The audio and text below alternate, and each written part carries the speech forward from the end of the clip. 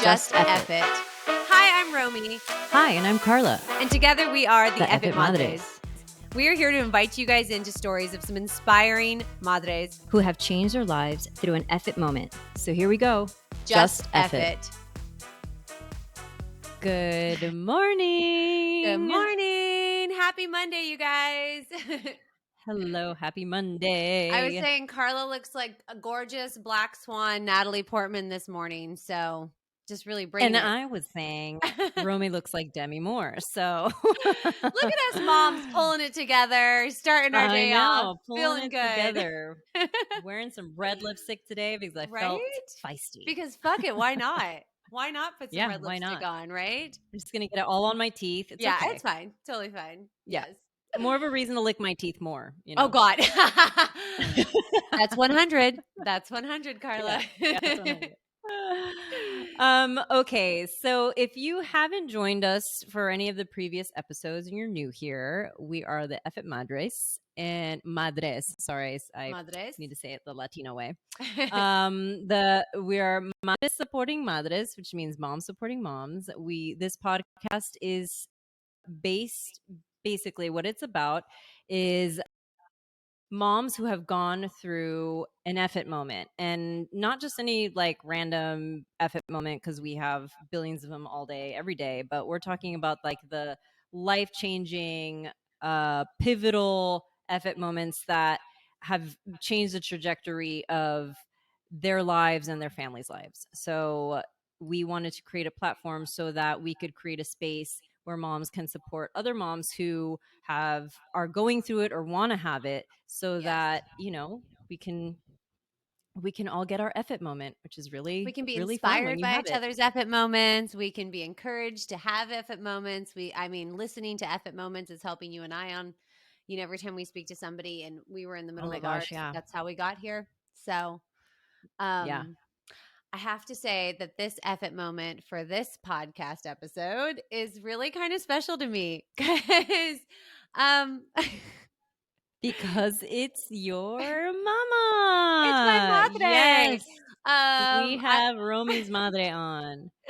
So I'm pretty excited. I think it's, my mom is a very strong personality. I'm not shocked that I am. The apple doesn't fall far from the tree, but she's had a lot of fuck it moments. And so when I originally asked her and was like, hey mom, I want you to come on, I want you to share, we kind of had to like narrow down, like what we were going to like focus on. But I'm really honored to like look at one of her moments, and be able to share how she went after it or did something that did help our family. So I appreciate you, Carla, for even suggesting, like, you were like, you should bring your mom on. She had a lot of fuck it moments. And I was like, gosh. Yeah. Yeah. I mean, I know you've told me so many stories that I was like, I know she's got one in there. She's got one in there. She's got one in there. Yeah. I was just going to say, I'm glad you could bring your mom on, because I'd try to bring my mom on and she'd be like, ¿Qué? ¿Qué es eso? ¿Qué? No way. Why? Yeah. Well, I said, bringing moms on, like, y'all, if she can get technology, like if she can download the app and just find her way onto the screen, we have a success. Oh, we've succeeded. We have succeeded. That alone. Just that alone is a fucking success story that she went after it. She downloaded an app and she figured out how to fucking get on. That was her fucking moment. That was her fucking moment. I will download this app. I will get on this fucking podcast. So let's just pray hilarious. We have an episode tonight. Yeah. Fingers crossed. Fingers crossed. Shall we bring her in? Yes. All right, we're in. My mom is here, you guys. It only took us 2 days, many nights, just to get her to log in and join us. But she is here. Mom, I'm very proud of you. Hi, Anne. Hi, Carla. All right, well, let's get into it. So let's just do this. Let's just fucking do this. I want to introduce my mother. Everyone, this is my madre and stemmer. Mom, please sit down because I'm going to vomit if you keep me around. Get a put, Mom. Yeah, you have to stay in one spot, otherwise it moves all along. I'm gonna vomit. All right, I'm staying put. Everyone, this is my mom and Deborah joining us this morning, and we have some fun questions. So, Mom, we were talking about how you have had many fuck it moments in your life, but there's one in particular that is very dear to my heart that we really wanted to touch base on. So, Carla, take it away. Let's get into the interview.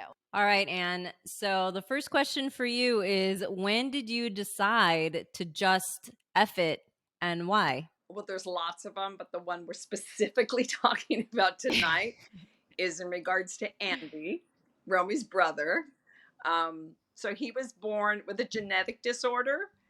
And what I was told, his diagnosis was very bleak, that he was going to be severely disabled and would never walk and would never talk and would never be able to do anything, and for me to put him in an institution. And I said, fuck you. Wow. Not happening. Not happening. So Jeez. I gently guided the worker that came to my home to tell me to put Andy in an institution to the front door and said, you can kindly leave. And didn't buy into it. Never did. So, Mom, at this, I want to jump in. Andy was born with his umbilical cord, right? Around his neck, came out so he blue. had two things. He had two things. Unbeknownst to us at the time, yeah. So my amniotic fluid was green, which is a sign of stress. And every time I had a contraction, his heartbeat would drop. So the doctor should have done a C-section, but he allowed me to go through natural childbirth. So when Andy went through the birth canal, the cord was around his neck twice, which cut off his air. So he was code blue. He was dead. So they rushed him out of the room, code blue, code blue. You know, he is my third child. I know what it's like to have a child come out that looks normal. So they rushed him out and they brought him into me about 2 hours later, and I was trying to breastfeed him and he turned blue again. So I buzzed the nurses and they came and got him. And they started doing all these tests on him. And I was having my tubes tied, not knowing that all this was going to happen. And the next day, after I had my tubes tied, they were transporting him by helicopter to UCI. And I was like, I'm out of here. And they said, you can't leave the hospital. You just had a surgery. And I said, I'll sign whatever you need me to sign. I'm leaving. You're taking my baby somewhere? I'm gone. So he got transferred to UCI. And Wow. one of the pictures I sent you was the first time Romy and her brother met Andy. They had face mask on, and you could see the look of terror in their eyes because they're like, what is going on? So they were doing all these tests on him, and we discovered he had a genetic disorder. It's called Ring 18, and at the time he was born, there were 75 case studies. So there wasn't a lot known about it, but it was not at a all. good. No, he was going to be severely and never be able to do anything. And I was like, that is not happening. If there's only 75 case studies, how do you know what this child's going to do? So between the cord being around his neck and the genetic disorder, which is strictly from Agent Orange, because their father was sprayed with Agent Orange in Vietnam, which ultimately killed him and created the problems with Andy. So I had a lot of those moments. Wow. Where I was like, no, this is not happening, you know. But no, we don't know what he's going to do. So I'm going to push him as hard as I can in every aspect. He came home on an apnea monitor and an oxygen tank. And I mean, it was insane, but I didn't buy into it ever. I was like, we're going to see what this kid can do, and I'm going to push him. I'm just going to push him. And he walked at 10 months old. Mom, they said, because I still want to make sure I have it correct too. Like they had said that he was going to be a vegetable, probably not make it. Not a vegetable, just not a vegetable. What they said is, I had a neurologist say, oh, I got moms like you that come in here all the time and you think you can do it, but when you got to pick them up out of the tub and pick them up and put them on the toilet, you're going to change your mind. This is what the doctor said to me. That was another fuck it moment, because I was like, You don't know what this kid is going to do. How do you know? Right. So I left that neurologist, and he is amazing. he's like, he's a rock star. Andy Wow. came home and immediately you got people in working with him. He was on the breathing machine. He was super tiny. Mind you too, like he was the most beautiful child. He's just this blonde, little, gorgeous, adorable. Like he was my angel from the day he came home. He was just so cute, and we just loved on him and smothered him. And I mean, this was to the point, Mom, right, where he could barely move his hands times. He couldn't feed himself. Well, he He couldn't couldn't. move his fingers. His hands stayed like this because when your when your oxygen is cut off, he got mild cerebral palsy in his fingers. So he couldn't suck. He couldn't hold a bottle. So I had a physical therapist come that had to work with him to get him to suck, to get him to open his hands. He was on an apnea monitor. I don't know if anybody knows what that is, but Andy would stop breathing. So he would do it all night. So the apnea monitor would alarm when he stopped breathing. Could you So imagine, I'd flick him. Carla? Could you imagine your baby So of coming course home? I wanted to get him home Wow. from the hospital so bad, No. but then I got him home and I didn't sleep because I would stare at him thinking the alarm's going to go off. I'm not going to hear it. He's going to die. And then I had an oxygen tank for him in the house. Yeah. Oh my because gosh. he didn't have enough oxygen. But all he did was smile. He did. He was such really, a lover. He was such a lover. Mom, you coming home and taking that moment of basically telling the doctors, you know, fuck you. You don't have enough cases. You don't know what my son is going to do. Something in your gut, right? Something told you, bring him home to do this. He's going to have, I assume, he's going to have a life, right? yeah, I mean, as moms, all of us, you know, you're gonna do everything you can for your child, and whatever they tell you, you're gonna do everything you can to either help the situation or find a way to correct it if you can. I mean, a genetic disorder is a genetic disorder, but I think, you know, I come from strong parents who raised me to never quit and never give up, and you just do it. So I didn't know anything different than no. Yeah. We don't know what That he's you were going to just do. going to do And it. had I listened to them, Right. I don't think he would be where he is today because I pushed them, you know, I pushed them constantly and didn't buy into any of it. And I remember when Andy was, I don't know, 11 months old or 12, he was a little prankster, right? He was. So I said to the doctors, I said, you have to be smart. Something's going on in his brain if he can play tricks with me. Yeah. Remember? And when Yeah. he got up and walked, it was like, yeah. I wanted to take him back to the neurologist. Every milestone that he had was such a big deal. Every little milestone, and down to like when he could finally hold a spoon or chew food, or you know, it was just such a big deal. And I think it was such a blessing.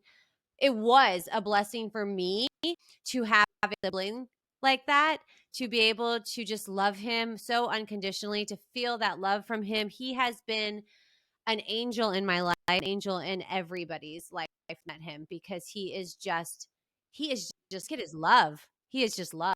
He's amazing. He's the perfect version of an authentic human being, and Andy doesn't have the capacity to carry any baggage. Like he just lives in the moment, so he's not scarred. He's not messed up from this happened when I was 10 or this happened. He just lives right now. So it's like a constant reminder of how we all should live. Like I'll be stressed about something and I'll go pick him up, and immediately I'm like, what am I doing? Because Andy just makes you be in the moment. Just immediately. How old is he now? Wow. 34. I'm old, Romy. Wow. It is amazing though. 34 years old, you know? And I mean, Mom, what did you do about it when you came home? What did you do once you made that, like, we're going home? What was your biggest thing that you did? I freaked. I was terrified. I couldn't wait to take my baby home because he was in the hospital for 2 weeks. My mom would do the night shift and I would do the day shift. We never wanted him to not have one of us there. God bless my mom. So she stayed there all night in a rocking chair, and then I would go during the day because I had Nick and Romy at home. You know, they were 6 and 4. So I couldn't wait to take him home, couldn't wait to take him home. And then that day came and they said, you get to take him home. And they put all this equipment in my car. And I'm like, what do I do? Like, I was so used to the nurses being there. So in sleep. Yeah. In sleep, I just, kept having people come to the house and tell me, how bad it was going to be. He didn't have the oxygen tank originally. I just noticed he was blue around his mouth all the time. So we had to do a sleep study and found out that he was having the apnea monitor was set for if he stopped breathing at 10 seconds. Well, he was having no breath under that, which wasn't causing it to alarm. So he was blue. So I had to get an oxygen tank. So, and Romy probably remembers this. One day, this is another moment. So I had to drive from Corona, because I lived out there, to UCI. And taking Andy to the doctors was an adventure. I had a 6-year-old, a 4-year-old, had him in, car seat, had an oxygen tank in the back, the apnea monitor in the back. Now he has a hernia that would pop out. So I'm driving with the kids in the car. The hernia pops out. So with one hand, I'm trying to push the hernia back. Then the apnea monitor's alarming. The oxygen tank fell in the back seat. And it sounds like a duck squawking. And all this is going on. And I look in the rearview mirror, and Romy and Nick are just like, so I just pulled over. I got the hernia back in. I plopped up the oxygen tank. I got out on the side of the road. face. And I got back in the I car. can't even drove to his imagine appointment. this. Oh my gosh. Like, Carly, you and I just getting our daughter in the car, like, it's hard enough when Oh they're my crying. gosh. Imagine 2 kids and then all of that on your All of the own by equipment. yourself. It was crazy. Oh, But you I do it. can't The I thing can't is, you even would do begin. it. You would do Yeah, it. I can't even Moms will begin do it. to imagine what that's true. You would do it. You have no choice. But like, because we're in, like, I'm not in that situation, it's just like, oh my God, I can't imagine it. But you're right. You would absolutely do it. You'd figure it out. I don't want to do it over.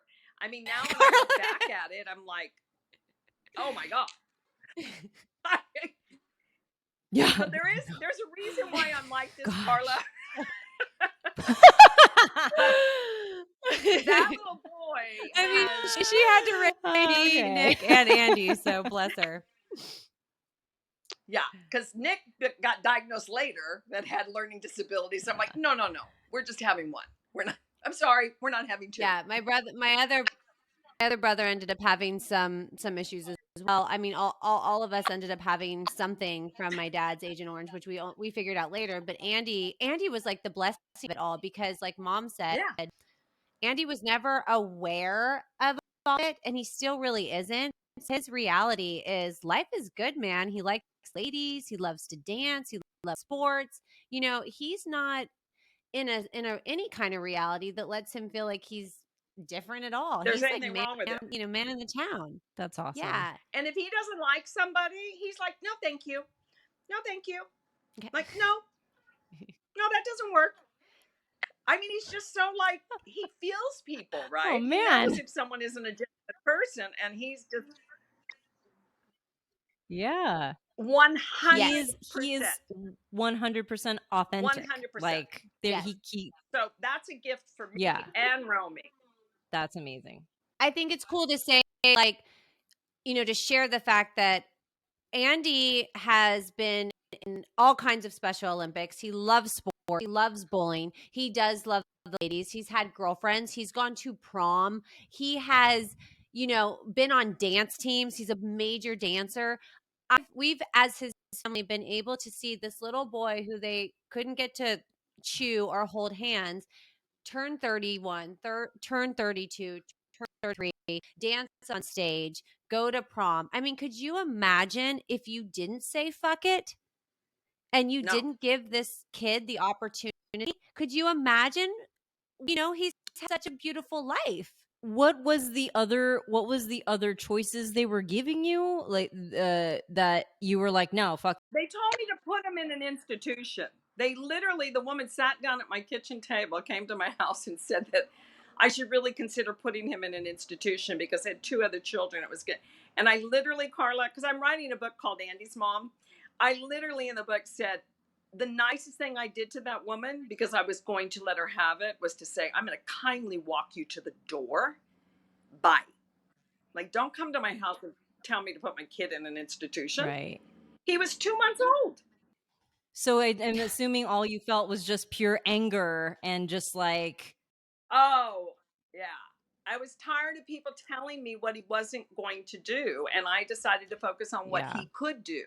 So, for instance, when I got him in school, his speech was going to be severely delayed. And Andy used to sound like Michael Jackson. Remember, Romy? That's how. Yeah, very high That's how he pitch, verbalized. He couldn't little speak. like a little mouse, Yeah. a little mouse. He made squeaking sounds, right? He couldn't really verbalize. Huh. And I thought, he's going to talk. So I would pick him up from school and he'd get in the car, right? And I'd go, what'd you do today? And he'd do this with his head. And I go, nope, we're not playing that game. If you don't tell me what you did today, when we get home, this is what's going to happen. And he'd sit up in the car. I play ball. Oh, look at you. Yeah.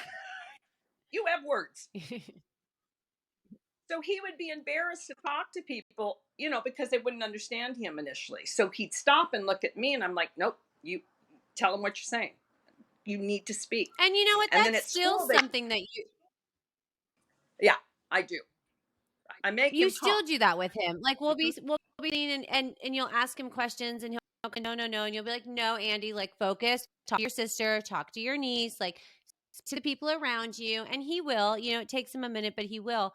Mom, just to give a picture for all the moms that are listening, how old were you when this all happened?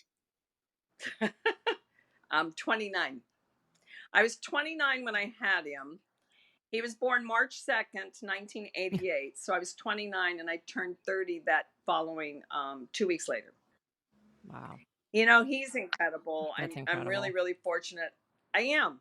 And people don't understand that. I mean, yes, it's been hard. And you go through a kind of grieving period differently when you have a child like him, because every milestone, I grieve that he's not going to have a wife, or Christmas. Every Christmas, I'm with him. So I am his Christmas. I'm his birthday. I am every holiday.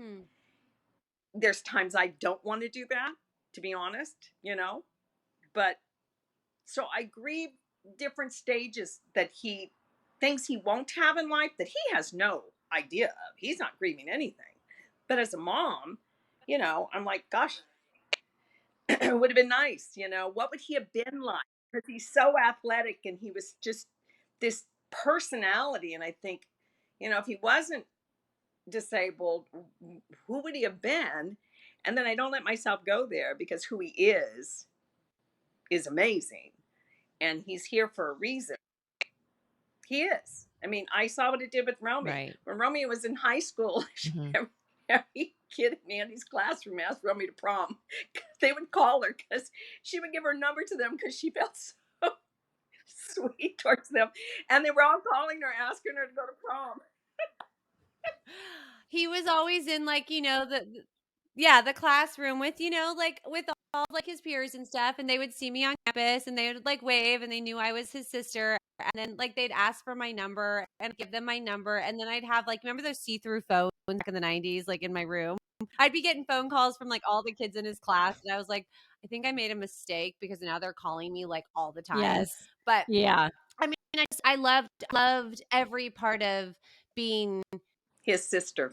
Yeah, it was the best. It was such a blessing. I mean, his birthday parties were lit. Those kids were a blast. I mean, it was just so much joy every time.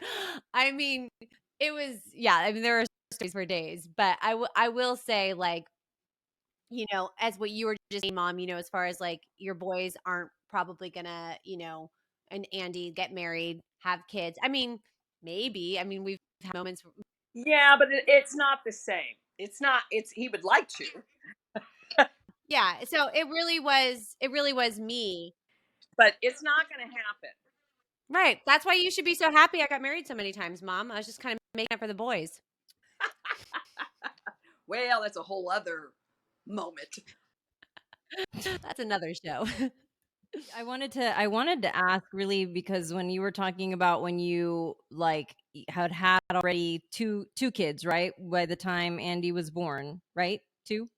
And you knew what a normal kid looked like when you gave birth. Like what was when you saw like what were those initial feelings when you saw your son?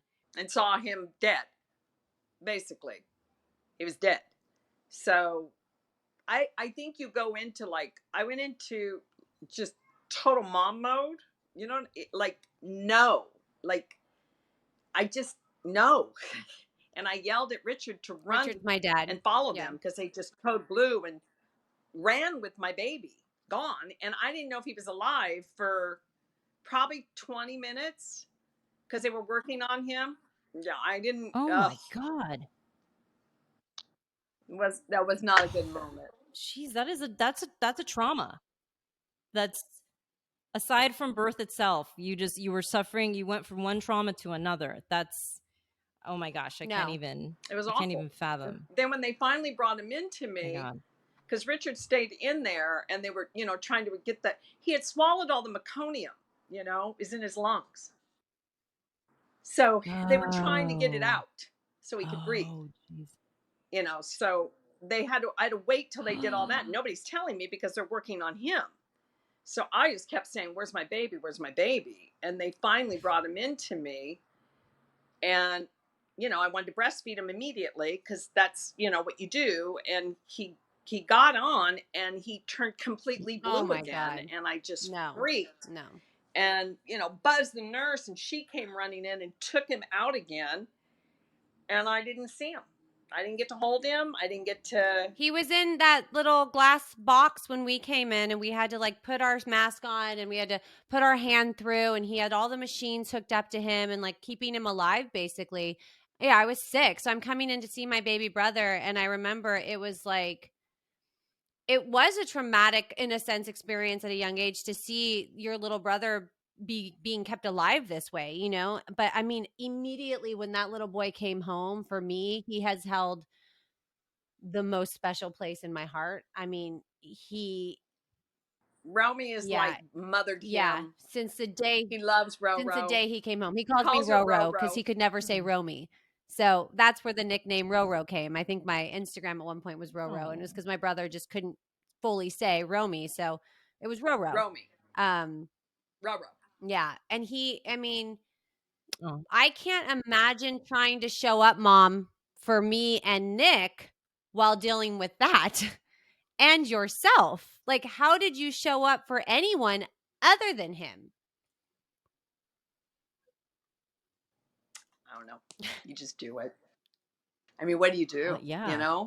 I would be there all day and come home to you guys and do dinner. Grandma stayed there at the hospital with him. I hadn't slept in weeks. You guys needed me. You guys were scared.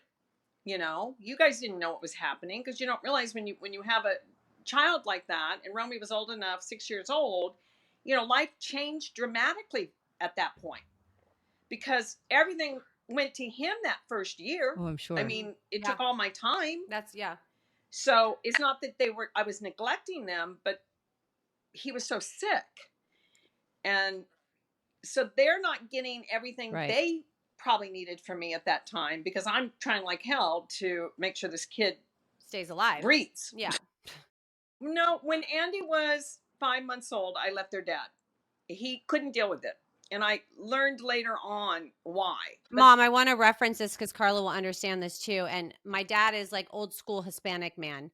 His ability with these types Yeah. of issues, I think we've kind of talked about this. It was just right, Mom, like too big for him to like Well, what I found out later, and I didn't know, he had a lot of guilt because I think in his heart he thought it was Agent Orange, and we had never talked about that. We never even fathomed that we would have disabled children because of it. So I found that out later, but Yeah. he could not handle it. And I remember the nurse at the hospital said, it's really important that Andy goes home to an environment that is this way to help him. And Richard couldn't do it. So I left when he was 5 months old and moved in with my mom. Mm-hmm. God bless my mother. Yeah, she Okay. helped Because raise my us mom all. at the time, Wow. she was 50 something years old. I'm 63. Jeez. I can't imagine 3 kids coming. One's disabled. So she and I worked as a team. Were you ever working with any of your kids, or did you just like decide not to work, especially once Andy was born? I went back to school full time and took 14 units and had Yeah, 3 mom went kids back to and school with all of us. was working on my bachelor's in Oh nursing. my Yeah. God, you should have 100 medals. Yeah.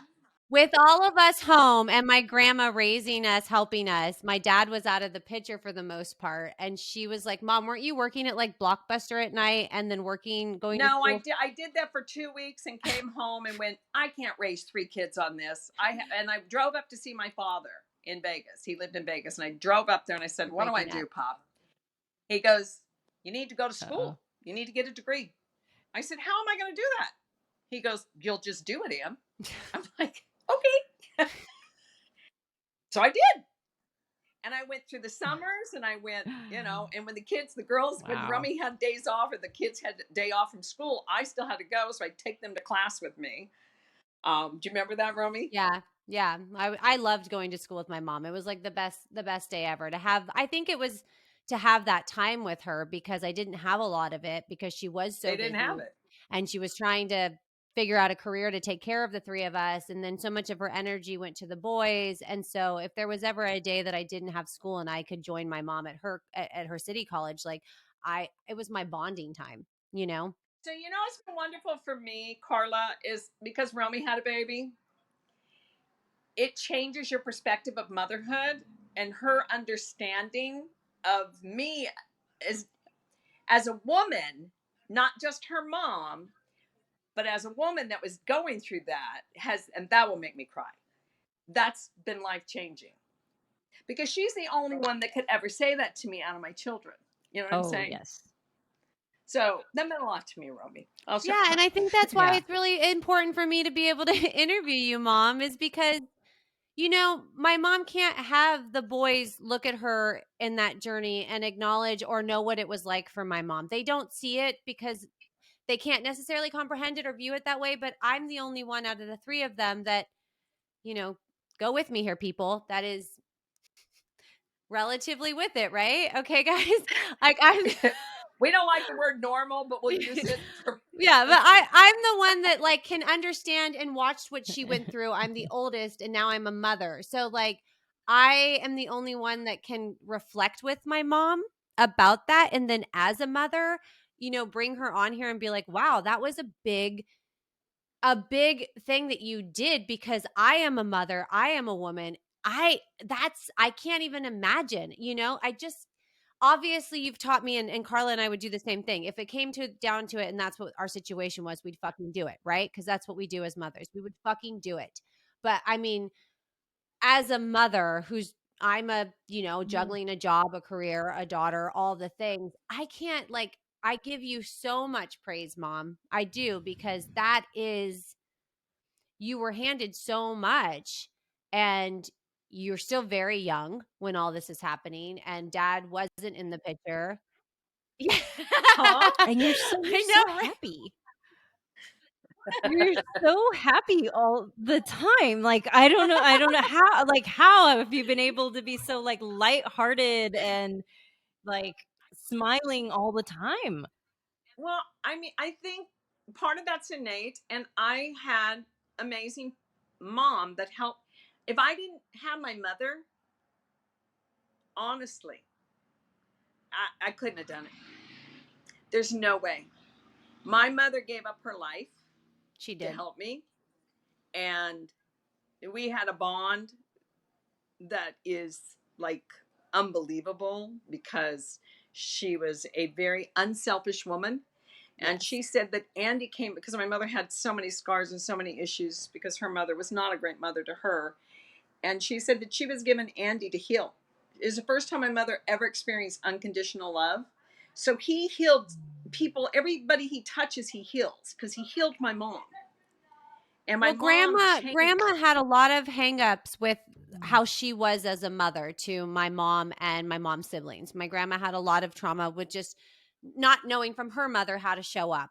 And then that, as we Right. talk about in these things, you know, generational, she then raises her kids, but not in the best way because she's trying to figure it out. Andy comes into my grandma's life, and this little boy just loves her. She was amazing. Truly I mean, amazing woman. Wow.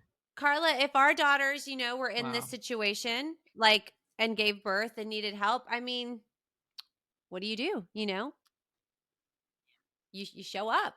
You show up, and Yeah. it takes, I mean, we've Yeah, said for this, it sure. takes a village, right? Yeah. It takes a village sometimes. Oh, it does. And you know what was wonderful too is, all of my brothers and my sister at that time, they treated Andy like there wasn't anything. We all did. It's like we weren't going to cater to his disability. We were going to cater to his Yeah. amazing soul and personality, and nobody treated him differently. Like the expectation was he would play football with us, and we'd make him the Yeah. quarterback, and his Yeah, we foot was made him the curved in. quarterback during family football.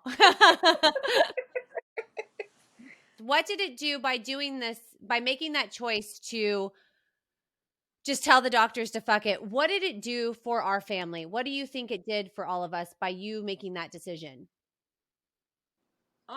Well, I think you and your brother Nicholas have amazing strength and tenacity, and you had a awareness of differences in people, and didn't judge. It allowed you to see a different world, you know, of people that were labeled not normal. So you guys have very open and kind hearts, and amazing courage and strength. Yeah, I think it definitely it was. It was a blessing. It was a blessing for us as children to grow up with that, you know, and it's been a blessing for my daughter to see him as Uncle Andy, because as Oh my she's getting gosh. older, she sees his little, you know, she'll talk to him, she's older, and she can see something's a little off, you know, and she's trying to figure it out. And when I see them together and he's just like Uncle Andy, my heart is like, I'm getting to see my daughter experience what I experienced, and her love for him and the way she just accepts him and isn't thrown off by it. I'm just like, I wish more kids had an uncle or a sibling or, you know, someone close to them to show just to break all those walls that we've put up, you know, that you're looking at someone.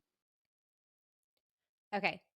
So, mom, what advice would you give to a mom who comes across something like this on her journey? What advice would you give to her when she's, I guess, in that hospital and gets the news of something like this? Or, you know, what would you say to them?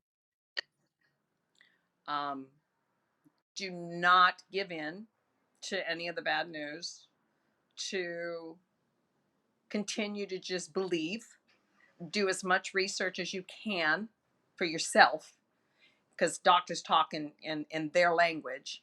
So you need to do your due diligence to understand what it is, but don't give in to the fear, because if you do, you're not going to be able to show up, and everything you feel your child feels.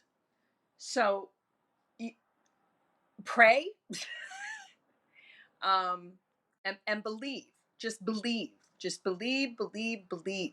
No matter what they tell you, I'm not saying ignore, just believe. So every time they gave me bad news, I would take it in. I would do my research on what they were telling me. And I would also look at the positive parts, people that survive it. Okay, so I just want to say, Mom, thank you Yes. so much for joining us. We are so honored. I am so honored, you know, to hear your story and to share it with other moms, and hopefully it inspires other mothers to, like you said, do their research, not be taken over by fear, and to really, if Yeah. it is prayer, Yeah. prayer, and follow their heart. you know? Yeah. And that can be very hard to do in times like that. So it's pretty amazing that you were able Yeah. to Yeah. to change your perspective and see things that way. So that's incredible. And believe in the best. Believe in the best. Try to see the best in it, not the worst in it. I didn't know any of this in regards to like how Romy grew up and all of everything that you've gone through. So I'm like, you are Superwoman. Like, it's no joke. Superwoman. Thank you. That's mi madre. Aw. Thank you, Carla.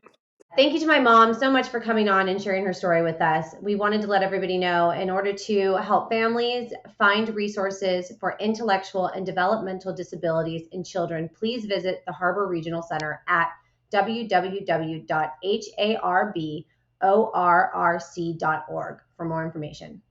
Love you guys. Love you too. So Just just F F it. it.